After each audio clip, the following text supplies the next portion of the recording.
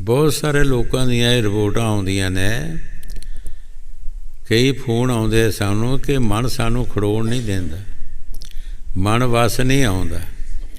ਭਾਈ ਮਨ ਜਿਹੜਾ ਹੈ ਇਹ ਬ੍ਰਹਮ ਦੀ ਅੰਸ਼ ਹੈ, ਇਹ ਕੋਈ ਛੋਟੀ ਤਾਕਤ ਨਹੀਂ, ਇਹਨੇ ਵੀ ਬਹੁਤ ਤਪੱਸਿਆ ਕੀਤੀ ਹੈ। ਇਹ ਜਦ ਵੀ ਬਸ ਆਏਗਾ ਸ਼ਬਦ ਦੀ ਕਮਾਈ ਨਾਲ। ਜਿਉਂ-ਜਿਉਂ ਸਿੱਖ ਸ਼ਬਦ ਦੀ ਕਮਾਈ ਕਰੇਗਾ ਇਹਦੀਆਂ ਖੁਰਾਕਾਂ ਘਟਣਗੀਆਂ। ਜਿਸ ਕਿਸੇ ਚੀਜ਼ ਦੀ ਪਸ਼ੂ ਦੀ ਖੁਰਾਕ ਘਟ ਜੇ ਪਸ਼ੂ ਕਮਜ਼ੋਰ ਹੋ ਜਾਂਦਾ, ਬੰਦੇ ਦੀ ਖੁਰਾਕ ਘਟ ਜਾਂਦੀ ਹੈ ਬੰਦਾ ਕਮਜ਼ੋਰ ਹੋ ਜਾਂਦਾ। ਜਦੋਂ ਇਹਦੀਆਂ ਖੁਰਾਕਾਂ ਘਟ ਜਾਣਗੀਆਂ ਇਹ ਆਪਣੇ ਆਪ ਕਮਜ਼ੋਰ ਹੋ ਜਾਏਗਾ।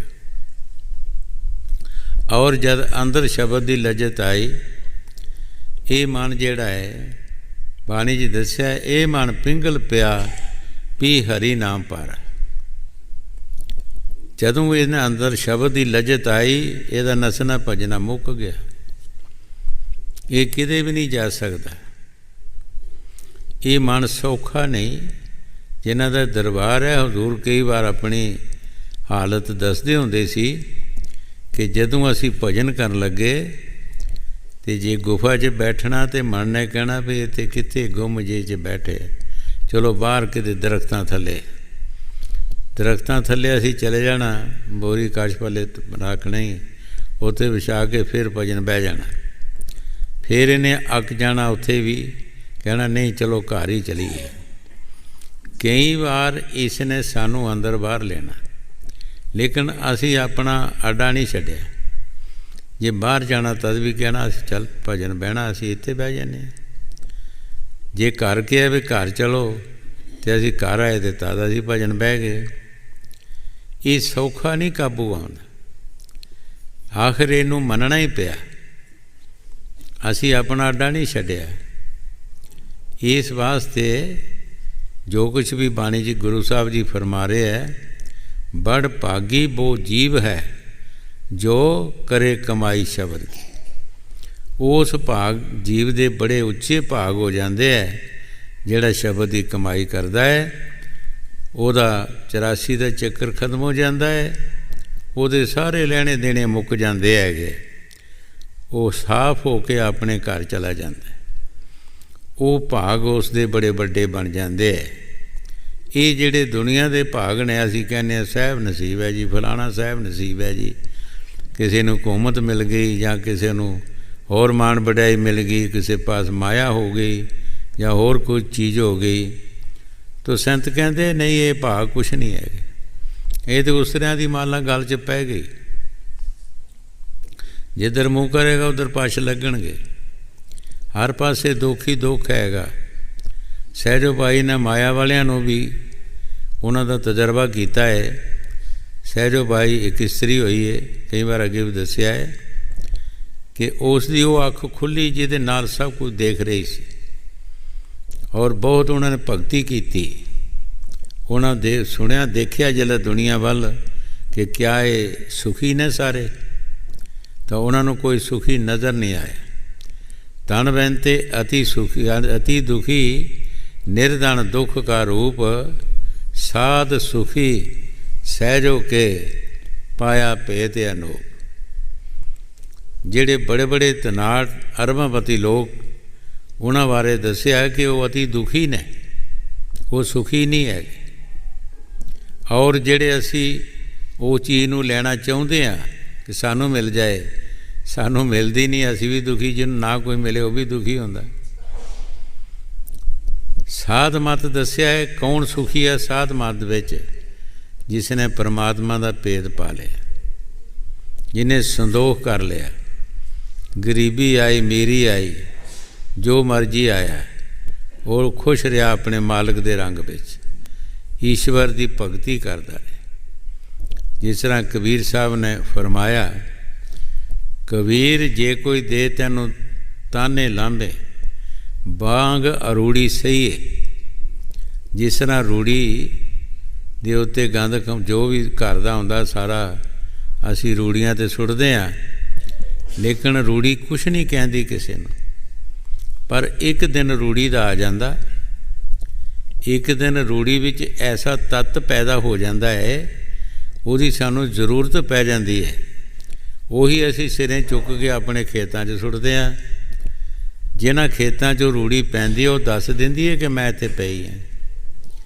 ਜੇ ਬੜਾ ਕੋਈ ਖਾਨਦਾਨ ਹੋਏਗਾ, ਘਿਓਆਂ ਦੇ ਕਨਾਸਰ ਪੈਲੀ ਦੇ ਵਿੱਚ ਸੁੱਟ ਦੇਗਾ, ਲੇਕਿਨ ਰੂੜੀ ਨਾਲ ਮੁਕਾਬਲਾ ਥੋੜ੍ਹਾ ਕਰ ਸਕਦਾ। ਉਹ ਕਿਸੇ ਦਿਨ ਰੂੜੀ ਨੂੰ ਵੀ, ਰੂੜੀ ਦੀ ਜ਼ਰੂਰਤ ਸਾਨੂੰ ਪੈ ਜਾਂਦੀ ਹੈ। ਇਸ ਤਰ੍ਹਾਂ ਕਬੀਰ ਸਾਹਿਬ ਜੀ ਕਹਿੰਦੇ ਹੈ, ਜੇ ਕੋਈ ਤੇਰੇ 'ਤੇ ਕੋਈ ਗੁੱਦੜ ਕੂੜਾ ਸੁੱਟਦਾ, ਵਾਂਗ ਰੂੜੀ ਸਹੀ ਹੈ, ਕੋਈ ਲਾਮੇ ਤਾਨੇ ਵੀ ਦਿੰਦਾ, ਰੂੜੀ ਦੀ ਤਰ੍ਹਾਂ ਸੌਂ ਜਾ, ਕੋਈ ਗੱਲ ਨਹੀਂ ਹੈਗੀ। ਇੱਕ ਦਿਨ ਰੂੜੀ ਨੂੰ ਵੀ ਸਾਨੂੰ ਸਿਰਾਂ 'ਤੇ ਚੁੱਕ ਕੇ ਲੈਣਾ ਪੈਂਦਾ ਹੈ ਔਰ ਉਹਦੀ ਜ਼ਰੂਰਤ ਪੈ ਜਾਂਦੀ ਹੈ। ਇਸ ਤਰ੍ਹਾਂ ਫਕੀਰਾਂ ਦਾ ਜਿਹੜੇ ਜਿਉਂ-ਜਿਉਂ ਉਹ ਤਾਨੇ ਲਾਮੇ ਦੁਨੀਆ ਦੇ ਸਹਿੰਦੇ ਹੈ, ਦੁੱਖ ਸੁੱਖ ਸਹਿੰਦੇ ਹੈ, ਉਹਨਾਂ ਦੇ ਵਿੱਚ ਇੱਕ ਤੱਤ ਪੈਦਾ ਹੋਣਾ ਸ਼ੁਰੂ ਹੋ ਜਾਂਦਾ। ਜਿਉਂ-ਜਿਉਂ ਬੰਦਗੀ ਕਰਦੇ ਹੈ, ਉਹ ਬੰਦਗੀ ਦੇ ਨਾਲ ਉਹਨਾਂ ਦੇ ਅੰਦਰ ਉਹ ਤਾਕਤ ਪੈਦਾ ਹੋਣਾ ਸ਼ੁਰੂ ਹੋ ਜਾਂਦੀ ਹੈ। ਸਾਡੀ ਤਾਕਤ ਜਿਹੜੀ ਹੈ, ਸਾਨੂੰ ਇੱਕ ਗੱਲ ਕੋਈ ਕਹਿੰਦਾ, ਅਸੀਂ 15 ਅੱਗੋਂ ਕਹਿ ਦਿੰਦੇ ਹਾਂ, ਸਾਡੀ ਤਾਕਤ ਉਸ ਵੇਲੇ ਖਤਮ ਹੋ ਜਾਂਦੀ ਹੈ। ਜੇ ਉਹਨਾਂ ਨੂੰ ਕੁਝ ਕਹਿੰਦਾ ਤਾਂ ਉਹ ਹਜ਼ਮ ਕਰ ਜਾਂਦੇ ਹੈ। ਉਹਨਾਂ ਸਬਰ ਦੀ ਝੋਲੀ ਬਣਾਈ ਹੁੰਦੀ, ਉਹਦੇ 'ਚ ਪਾਈ ਜਾਂਦੇ ਹੈਗੇ, ਉਹ ਮੁੜ ਕੇ ਕਹਿੰਦੇ ਹੀ ਨਹੀਂ ਕਿਸੇ ਨੂੰ। ਉਹਨਾਂ ਦੀ ਤਾਕਤ ਆਪਣੇ ਕੋਲ ਰਹਿੰਦੀ ਹੈ। ਜਿਸ ਤਰ੍ਹਾਂ ਫਰੀਦ ਸਾਹਿਬ ਨੇ ਬਾਣੀ 'ਚ ਫਰਮਾਇਆ ਹੈ, ਫਰੀਦਾ ਜੇ ਕੋਈ ਮਾਰੇ ਮੁਕੀਆਂ, ਉਲਟ ਨਾ ਮਾਰੀ ਘੁੰਮ, ਘਰ ਤਿਨਾਂ ਦੇ ਜਾ ਕੇ ਪੈਰ ਤਿਨਾਂ ਦੇ ਚੁੰਮ। ਫਰੀਦ ਸਾਹਿਬ ਜੀ ਫਰਮਾਉਂਦੇ, ਉਹਦੇ ਪੈਰ ਚੁੰਬ ਕਿ ਤੈਨੂੰ ਤਕਲੀਫ ਤਾਂ ਨਹੀਂ ਹੋਈ। ਕਿਤਨਾ ਔਖਾ ਹੈ। ਔਰ ਇੱਕ ਦਿਨ ਫਿਰ ਐਸਾ ਆ ਜਾਂਦਾ ਹੈ, ਜਿਹੜੀ ਉਹਨਾਂ ਦੀ ਤਾਕਤ ਜਿਹੜੀ ਬਣ ਜਾਂਦੀ ਹੈ, ਉਹ ਲੋਕ ਪਰਲੋਕ ਅਤੇ ਕਈਆਂ ਜੀਵਾਂ ਦਾ ਫਾਇਦਾ ਹੋ ਜਾਂਦਾ ਹੈਗਾ। ਗੁਰੂ ਸਾਹਿਬ ਜੀ ਫਰਮਾ ਰਿਹਾ ਕਿ ਬਗੈਰ ਸ਼ਬਦ ਦੇ ਜੇ ਤੂੰ ਕਹੇ ਕਿ ਮਨ ਬਸ ਆ ਜਾਵੇ, ਤਾਂ ਮਨ ਕੋਈ ਛੋਟੀ ਜਿਹੀ ਚੀਜ਼ ਨਹੀਂ ਜਿਹੜਾ ਬਸ ਆ ਜਾਏਗਾ। ਹਜ਼ੂਰ ਕਈ ਵਾਰ ਫਰਮਾਉਂਦੇ ਹੁੰਦੇ ਕਿ ਚੂਹੇ ਨੂੰ ਪਿੰਜਰੇ 'ਚ ਪਾਓ, ਉਹ ਵੀ ਦੰਦੀਆਂ ਵੱਢਦਾ ਹੈ। ਅਤੇ ਮਨ ਜਿਹੜਾ ਹੈ ਇੱਕ ਪਾਤਸ਼ਾਹ ਦਾ, ਬ੍ਰਹਮ ਦੀ ਅੰਸ਼ ਹੈ, ਇਹਨੂੰ ਕਾਬੂ ਕਰਨਾ ਸੌਖੀ ਗੱਲ ਹੈ। ਇਹ ਸਵਾਏ ਸ਼ਬਦ ਦੀ ਕਮਾਈ ਦੇ ਕਾਬੂ ਨਹੀਂ ਆ ਸਕਦਾ। ਔਰ ਜਿਸ ਨੇ ਕੀਤਾ ਹੈ, ਉਹਨੇ ਸ਼ਬਦ ਦੀ ਕਮਾਈ ਨਾਲ, ਜਿਹੜਾ ਕਰੇਗਾ ਉਹ ਸ਼ਬਦ ਦੀ ਕਮਾਈ ਨਾਲ, ਚਾਹੇ ਕੋਈ ਹਿੰਦੂ ਹੈ, ਮੁਸਲਮਾਨ ਹੈ, ਗਰੀਬ ਹੈ, ਅਮੀਰ ਹੈ, ਇਸਤਰੀ ਹੈ, ਪੁਰਸ਼ ਹੈ, ਇਹਦਾ ਇਲਾਜ ਹੀ ਇੱਕ ਸ਼ਬਦ ਦੀ ਕਮਾਈ, ਹੋਰ ਕੋਈ ਇਹਦਾ ਇਲਾਜ ਨਹੀਂ। ਹੋਰ ਤੁਸੀਂ ਕੋਈ ਜਗ ਕਰੋਗੇ, ਇਹਦੀ ਖੁਰਾਕ ਬਣ ਗਈ, ਤੁਸੀਂ ਮਾਣ ਕਰੋਗੇ। ਜਦੋਂ ਮਾਣ ਵਿੱਚ ਆਇਆ, ਇਹ ਮਨ ਦੀ ਸ਼ੈਤਾਨੀ ਹੈ, ਜਦੋਂ ਮਾਣ ਆਇਆ ਤਾਂ ਸਭ ਕੁਝ ਗਿਆ। ਕੁਛ ਹੋਰ ਕਰੋਗੇ ਵਿੱਚ ਫਿਰ ਮਾਣ ਹੰਕਾਰ ਆ ਜਾਏਗਾ। ਜਿਹੜੇ ਸ਼ਬਦ ਦੀ ਕਮਾਈ ਕਰਦੇ ਉਹ ਹੰਕਾਰ ਨਹੀਂ ਕਰਦੇ, ਉਹ ਕਰ ਕਰਾ ਕੇ ਵੀ, ਜਿਸ ਤਰ੍ਹਾਂ ਗੁਰੂ ਨਾਨਕ ਦੇਵ ਜੀ ਕੱਲ੍ਹ ਸ਼ਬਦ ਪੜ੍ਹਿਆ ਸੀ, ਨਾਨਕ ਗਰੀਬ ਟਹਿ ਪਿਆ ਦੁਆਰੇ, ਹਰ ਮੇਲ ਲਿਓ ਵਡਿਆਈ। ਕਿਆ ਕੋਈ ਸੰਤ ਗਰੀਬ ਹੁੰਦੇ ਹੈ ਜਿਨ੍ਹਾਂ ਦੇ ਪਾਸ ਸ਼ਬਦ ਹੈ, ਉਹ ਸ਼ਬਦ ਦੀ ਕਮਾਈ ਕਰਦੇ ਹੈ, ਉਹ ਗਰੀਬ ਨਹੀਂ ਹੁੰਦੇ। ਲੇਕਿਨ ਇਹ ਚੀਜ਼ ਗਰੀਬੀ ਦੇ ਬਿਨਾਂ ਰਹਿ ਨਹੀਂ ਸਕਦੀ, ਇਹਨੂੰ ਨੀਵੇਂ ਹੋਣਾ ਹੀ ਪੈਂਦਾ ਹੈ। ਜਿਉਂ-ਜਿਉਂ ਡਾਲੀ ਪੱਗ ਭਰੇ, ਤਿਉਂ-ਤਿਉਂ ਨੀਵੀਂ ਹੋ। ਜਿਸ ਤਰ੍ਹਾਂ ਕਿਸੇ ਦਰਖਤ ਨੂੰ ਫਲ ਪੈਂਦਾ ਹੈ, ਉਹ ਦਰਖਤ ਦੀਆਂ ਡਾਲੀਆਂ ਜ਼ਮੀਨ ਨਾਲ ਝੁਕ ਜਾਂਦੀਆਂ। ਰਾਜਾ ਜਨਕ ਇੱਕ ਰਾਜਾ ਹੁੰਦਾ ਹੋਈ, ਜੂਠੀਆਂ ਪੱਤਲਾਂ ਸੰਗਤ ਦੀਆਂ ਚੁੱਕ ਕੇ ਉਹ ਬਾਹਰ ਸੁੱਟਦਾ ਹੁੰਦਾ ਸੀ, ਮਾਣ ਨਹੀਂ ਸੀ ਕਰਦਾ। ਜਿਹੜੇ ਨਾਮ ਜਪਦੇ, ਜਿਹਨਾਂ ਦੇ ਅੰਦਰ ਉਹ ਈਸ਼ਵਰ ਦਾ ਸਵਾਦ ਆਉਂਦਾ ਹੈ, ਉਹ ਕਰ ਕਰਾ ਕੇ ਵੀ ਦੀਨਤਾ ਔਰ ਗਰੀਬੀ ਵਿੱਚ ਰਹਿੰਦੇ। ਅਸੀਂ ਕੋਈ ਵੀ ਕੰਮ ਕਰਦੇ ਹਾਂ, ਅਸੀਂ ਮਾਣ ਕਰਦੇ ਹਾਂ। ਜੇ ਅਸੀਂ ਜਗ ਕਰਦੇ ਹਾਂ ਤਦ ਮਾਣ ਕਰਦੇ ਹਾਂ, ਤੀਰਥ ਕਰਦੇ ਹਾਂ ਤਦ ਮਾਣ ਕਰਦੇ ਹਾਂ, ਜੇ ਕੋਈ ਹੋਰ ਕੰਮ ਕਰਦੇ ਹਾਂ ਤਦ ਵੀ ਉਹਦਾ ਅਸੀਂ ਮਾਣ ਕਰਦੇ ਹਾਂ। ਕਈਆਂ ਘਰਾਂ 'ਚ ਦੱਸਣਾ ਸ਼ੁਰੂ ਕਰ ਦਿੰਦੇ ਹਾਂ, ਅਸੀਂ ਆਹ ਕੀਤਾ ਹੈਗਾ। ਉਹ ਮਾਣ ਜਦੋਂ ਸਾਡੇ ਵਿੱਚ ਆਉਂਦਾ ਹੈ, ਸਾਡਾ ਕੀਤਾ ਕਰਾਇਆ ਸਾਰਾ ਫੇਲ ਹੋ ਜਾਂਦਾ ਹੈ। ਅਤੇ ਸੰਤ ਕਹਿੰਦੇ ਕਿ ਜੇ ਤੂੰ ਪਰਮਾਰਥ ਕਰਨਾ ਹੈ, ਤੇਰਾ ਖੱਬਾ ਸੱਜਾ ਹੱਥ ਕਰਦਾ, ਖੱਬੇ ਨੂੰ ਪਤਾ ਨਾ ਹੋਣਾ ਚਾਹੀਦਾ।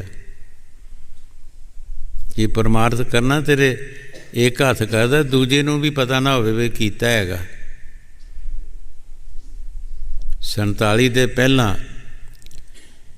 इधर लाहौर वाल एक साहूकार सी, हजूर महाराज बाबा सौण सिंह नूं कहन लगा कि मैं सत्संग घर बनाना, लाख रुपया लाउणा है। उन्हें कहा कि तू ना बना दे चंगा है, तू नहीं बनाए तो चंगा है। कहते जी क्यों, की गल?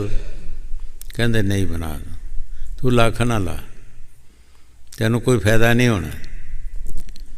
कह लगे गल की फायदा क्यों नहीं होना? कहते सुते बैठे तेरे अगे लाख ही रहना हैगा, जदों भी तू बैठेगा खड़ोएगा किते भी सामने तेरे लाख होएगा भी मैं ही लाया हैगा, तेरे च हंकार आ जाना, तेनों कोई फायदा नहीं होना। तू लाख ला दे, जे कोई रुपया भी देंदा तो भी बिच पा लै, जे 10 देंदा वो भी पा लै, तू लाख ही ला दे। जे कोई दिहाड़ी भी लांदा तो वो भी लवा लै, फिर तेनों फायदा होना, इदा नहीं होना। क्यों, जो तेरा लख वाल ध्यान जाएगा तो किसी के रुपये वाल भी जाएगा, भी किसी का लगा है और भी किसी का लगा है, फिर तेनों मान नहीं होएगा। इस वास्ते संत साढ़े कोलों काम भी वो कराउंदे है कि जिहदे नाल मान ना आवे। जे मान आ गया तो साडा कीता कराया मुक गया, खत्म हो गया। हाँ जी।